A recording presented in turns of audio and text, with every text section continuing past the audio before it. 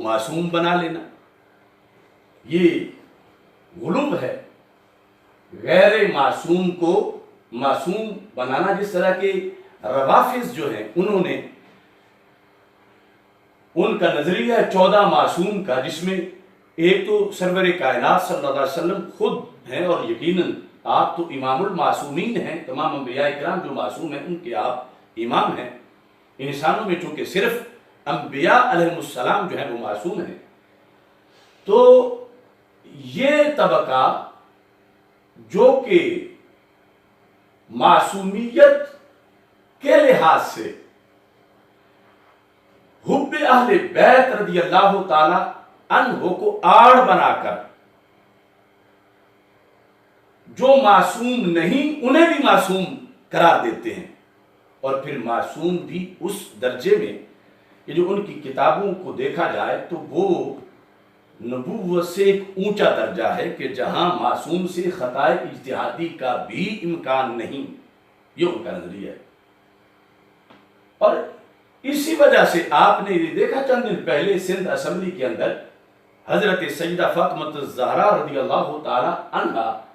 کا لقب ام الانبیاء بولا گیا، انبیاء کی ماں۔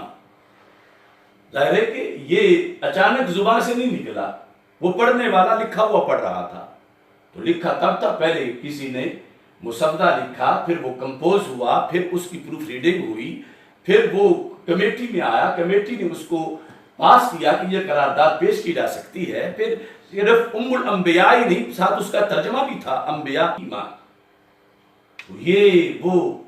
نظریہ اس طرح کر کے یعنی مسلسل آگے بڑھ رہا ہے، اور کتنا خطرناک ہے عقیدہ ختم نبوت کے لحاظ سے کہ ام الائمہ کی جگہ ام الانبیاء، کہ انہوں نے کہا جیسے نبی معصوم ہیں، ائمہ بھی چونکہ معصوم ہیں تو لہذا ایک ہی بات ہے، مترادف ہے۔ اس طرح کر کے یہ معصومیت کے عقیدے کے اندر غلو ہے، اور دوسری طرف معصومیت کے عقیدے میں تنقیص ہے کہ کچھ لوگ خوارج نواصب جو معصوم ہیں انہیں بھی معصوم نہیں مانتے، اگرچہ لفظوں میں وہ کہتے ہیں مگر ان کے نظریات جو ان کی کتابوں میں لکھے ہوئے ہیں اس کے مطابق معاذ اللہ ثم معاذ اللہ ثم معاذ اللہ انبیاء کرام علیہ السلام بھی معصوم نہیں ہیں، کیونکہ انہوں نے ڈیفینیشن ایسی کی ہے معصومیت کی۔ تو ہم ہیں اہل سنت و جماعت۔ آج معصومیت کے لحاظ سے قوم کو بتانا بڑا ہی لازم ہو گیا، لازم تو ہمیشہ ہی تھا کہ جب ایک غیر نبی کو کوئی نبی کے برابر یا اوپر لے جائے عقیدے میں تو وہ کفر کر بیٹھتا ہے، تو کیا کسی بندے کو کفر کرتے ہوئے دیکھ کے اس کو بچانا نہیں چاہیے کہ یہ لفظ مت بولو؟ یا انبیاء کرام علیہ السلام جو کہ بالیقین معصوم ہیں ان کے لحاظ سے جو تنقیص کر رہا ہے اور اس وجہ سے کافر ہو رہا ہے، تو کیا اسے بچانا نہیں چاہیے کہ تم یوں نہ مانو بلکہ اس انداز میں مانو؟ اور پھر بالخصوص آج ملک پاکستان کے اندر اسمبلیوں میں جو ایک خوش آئند بات ہے وہ یہ ہے کہ رسول پاک صلی اللہ علیہ وسلم کے اسم گرامی کے ساتھ خاتم النبیین صلی اللہ علیہ وسلم کا لکھا جانا لازمی قرار دینا، اور ایسے ہی ناموس رسالت، ناموس اہل بیت رضی اللہ تعالیٰ عنہم اور ناموس صحابہ رضی اللہ تعالیٰ عنہم کے ساتھ جو قانون سازی یا اس سلسلہ کے اندر جو ہماری سال ہر سال کی کوششوں کے بعد آج جو ایک توجہ کی جا رہی ہے، تو اس وقت آج کا موضوع اس لحاظ سے بھی تمام اداروں کے لیے، حکومت کے لیے، سکالرز کے لیے، ججز کے لیے، پوری قوم کے لیے، علماء و مشائخ کے لیے یہ بڑا اہم ہے۔ اور یہ اس موضوع کے لحاظ سے آج پہلی نشست ہے عقیدہ معصومیت کانفرنس۔ اس سلسلہ میں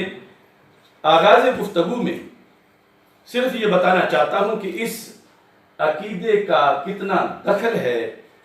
ہم اہل سنت و جماعت کی تعلیمات کے اندر کہ فتاوی رضویہ شریف کی 14ویں جلد میں صفحہ نمبر 187 پر مجدد دین و ملت امام اہل سنت اعلی حضرت امام احمد رضا خان قدس سر العزیز فاضل بریلوی آپ ارشاد فرماتے ہیں جس طرح اجماع اہل سنت ہے کہ بشر میں انبیاء علیہ السلام کے سوا کوئی معصوم نہیں، کوئی معصوم نہیں بشر میں انبیاء علیہ السلام کے سوا، اس پر اہل سنت کا اجماع ہے، یعنی ایک بھی امام ایسا نہیں کہ سنی ہو اور وہ اس پہ اتفاق نہ کرے۔ اس واسطے آپ فرماتے ہیں جو دوسرے کو معصوم مانے، دوسرے کو یعنی انبیاء علیہ السلام کے علاوہ معصوم مانے، اہل سنت سے خارج ہے۔ آج کئی صاحبزادے، پیرزادے، شہزادے وہ کہتے ہیں ہماری محبت ہے، ہم سیدہ پاک رضی اللہ تعالی عنہا کو معصومہ مانیں گے، کون ہمیں روک سکتا ہے؟ تو ہم کہتے ہیں کہ اجماع ہے، اگر تم نے سنی نہیں رہنا تو ٹھیک ہے، آپ اپنا یہ عقیدہ رکھیں، لیکن اگر وہ جو جنت کا راستہ ہے جس کو اہل سنت کہا جاتا ہے اس پہ رہنا ہے تو اس کے لحاظ سے یہ عقیدہ لازم ہے، ورنہ پھر اپنے آستانے پر، اپنے مدرسہ پر روافض کا کسی اور کا بورڈ لگا دو، پھر اہل سنت کے نام پر سواریاں نہ بٹھاؤ، گامے شاہ کے نام پر ہی بٹھاؤ اور گامے شاہ ہی اتارو، چونکہ میرے امام نے کہا جو دوسرے کو معصوم مانے اہل سنت سے خارج ہے۔ اب میری تو حیثیت نہیں کہ میں ان کو اہل سنت سے خارج کروں، میں شریعت کے ایک خادم کی حیثیت سے، میری زبان کوئی کاٹ بھی دے تو خون بھی یہ جملے ضرور بولے گا۔ یہ اذان کربلا ہے، یہ پیغام سیدہ فاطمہ الزہرا رضی اللہ تعالی عنہا ہے، جو وقت کے کربلا کے اندر اللہ کے فضل سے ہم جس کا پرچم بلند کر رہے ہیں۔ اور یہاں میں یہ بھی وضاحت کرنا چاہتا ہوں، یہ کچھ لوگ کہنے میں یہ کہہ جاتے ہیں کہ صرف انبیاء علیہ السلام ہی معصوم ہیں، اور کہتے ہیں ہمارا عقیدہ ہے کہ سیدہ فاطمہ رضی اللہ تعالی عنہا و سلام اللہ علیہا معصومہ نہیں ہیں، مگر عملاً لفظوں میں وہ حقیقت ہی مانتے ہیں جس کو شریعت میں معصومہ سے تعبیر کیا جاتا ہے۔ تو ان لوگوں کا حکم اور معصومہ کہنے والوں کا حکم شریعت میں ایک ہی ہے۔ مثلا ایک شخص جو ہے لفظ نبی نہیں بولتا کسی کے بارے میں، مگر یہ کہتا ہے کہ اس پہ وحی اترتی ہے، تو اب مانا جائے گا کہ یہ اس کو نبی مانتا ہے۔ ہمارے علماء و مشائخ میں ایک طبقہ آج بڑی دھواں تقریریں کر رہا ہے، اور یہ جو طاہر القادری نے ایک شعبہ قائم کیا تھا، 35 سال ایسی تقریریں اور ایسے نعت خوان اور ایسے کلام پڑھے گئے کہ ہزاروں لوگ جو لفظوں میں تو معصومہ نہیں مانتے، غیر معصومہ کہتے ہیں، مگر ان کے جملے، ان کی تقریریں، ان کی وضاحتیں وہ یہ ثابت کرتی ہیں کہ یہ لفظ بولے بغیر مانتے معصومہ ہی ہیں۔ تو ایک ٹولہ ان لوگوں کا ہے۔ تو یہ مرض جب اتنا پھیل چکا ہے، یہ تھی وجہ کہ ہم طوفانوں کے سامنے ڈٹ کے کھڑے ہو گئے کہ آیت تطہیر کا صحیح مطلب جو 14 صدیوں میں ہمارے ائمہ نے بتایا وہ واضح کیا جائے۔ اور یہ کوئی چھوٹی موٹی بات نہیں، یہ کوئی 11ویں شریف والے مسئلے کی نوعیت کا مسئلہ نہیں کہ کوئی پکاتا ہے کوئی نہیں پکاتا، یہ تو فرائض دین میں سے ہے۔ اس بنیاد پر اللہ کے فضل و کرم سے ہم نے اس پر بھی سٹینڈ لیا، اور یہ میرے اللہ کی دی ہوئی توفیق ہے جب ہم عقیدہ توحید سیمینارز کر رہے تھے اور ایک بہت بڑا جھوٹا الزام جو اہل سنت پہ مسلسل لگایا جا رہا تھا شرک کا خوارج اور نواصب کی طرف سے، یہ سارے لوگ بڑی داد دے رہے تھے، تحسین کر رہے تھے، مگر انہیں یہ پتہ نہیں تھا کہ ان کا رخ دوسری طرف بھی ہے۔ تو یہ دیکھ رہے ہیں کہ خوارج، نواصب اور روافض ایک ہی کھوٹے سکے کے رخ ہیں، یعنی جس طرح بد اعتقادی خوارج اور نواصب میں ہے ایسے ہی دوسری طرف روافض میں ہے، بلکہ بعض معاملات میں تو معاذ اللہ جہاں وہ قرآن کا انکار کر رہے ہیں، قرآن کو نامکمل کہہ رہے ہیں اور خلفائے راشدین کو تبرے بول رہے ہیں، امہات المومنین کو اعلانیہ گالیاں دے رہے ہیں، رب کی الوہیت پر معاذ اللہ حملہ کر رہے ہیں، بہت زیادہ دوسری سائڈ میں پرابلم ہے۔ ہم نے اللہ کے فضل سے کبھی بھی یہ نہیں چھوڑا تحقیق اور دلائل کا یہ سلسلہ، ہاں کبھی رخ کدھر ہے، کبھی کسی کا علاج ہے، کبھی کسی کا علاج ہے۔ آج بھی میں آن ایئر کہہ رہا ہوں، دیکھ لو نجد کے علماء عربی میں اور اردو میں پاکستان کے کس عالم کا نام لے کر کلپ چلا کر اس کا رد کر رہے ہیں۔ اللہ کے فضل سے وہ سیدہ زہرا رضی اللہ تعالی عنہا وسلام اللہ علیہا کے در کا یہ بکاری محمد اشرف آصف جلالی ہے۔ دیکھ لو توصیف الرحمان چڑیا گھری کی تقریریں، دیکھ لو عربی کے اندر۔ تو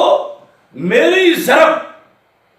جیسے تہران تک لرزہ برپا کر رہی ہے، اللہ کے فضل سے ایسے ہی نجد پر بھی زلزلہ برپا ہے، ورنہ اور کوئی نام پاکستان سے دکھاؤ کہ جس کا ابھی لیٹسٹ تازہ ان سالوں میں، ابھی رمضان میں جس کا رد وہ وہاں ضروری سمجھے کہ اس کی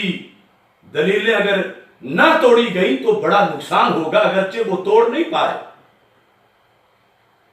تو اس بندے کو تم نسبی اور خارجی ہونے کا تانا دے رہے ہو کہ جس کے نام سے نسبی اور خارجی ہائے ہائے کر رہے ہیں، اور ثبوت ہے بلا شبہ پاکستان کے علماء و مشائخ اہل سنت جو صحیح العقیدہ ہیں، ان کی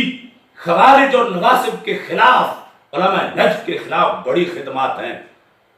مگر این سعادت بازور بازو نیز تا نہ بخشد خدائے بخشندہ، یوں ٹکر لینا دلیل کے ساتھ اور پھر ان کا یہ سمجھنا کہ اس بندے کا ہم رد کروائیں اور ریاض میں بیٹھ کر کئی دنوں تک اور کسی کی یہ ڈیوٹی لگوائیں ورنہ یہ ہمارے عقیدے کو ڈیمیج کر رہا ہے، تو یہ سعادت رب ذوالجلال نے بندہ ناچیز کو عطا فرمائی ہے، اور اس میں دو چار نہیں درجنوں میرا نام لے کر میرے کلپ چلا کر ان علماء نجد کی تقریریں ہیں جس میں وہ میرا جواب دینے کی کوشش کر رہے ہیں، میرے وہ دلائل جس میں میں نے اہل سنت